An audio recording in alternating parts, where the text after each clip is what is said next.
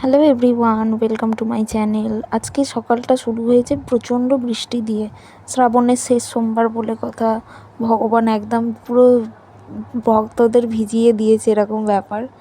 তো আমি বেরিয়েছিলাম, ওখান থেকে এসে পুজো করতে বসে গেছি ঠাকুরকে। এই যে শিবকে পুজো করছিলাম, তারপর সব ঠাকুরকে মোটামুটি পুজো করা কমপ্লিট হয়ে গেছে।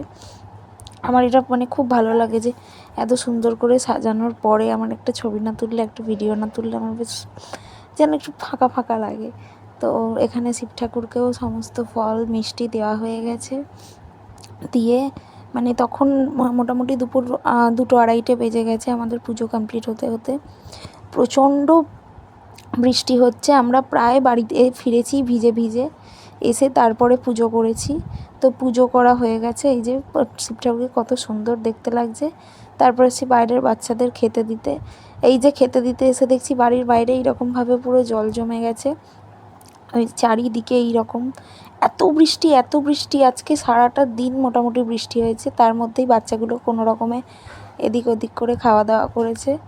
তো খাচ্ছে এরা, আর আমি একটুখানি আবার জলে পা দিয়ে দেখছি। বেশ এরকম বৃষ্টির পরিষ্কার জল অবশ্যই যদি জমে থাকে আমার ঘাঁটতে খুব ভালো লাগে। তারপরে এলাম, এসে নিমকে দেখছি সে একদম ঘুমাচ্ছে। এই যে আমি আবার ওর চিঙ্কুটা একটু গার্ড করার চেষ্টা করছিলাম।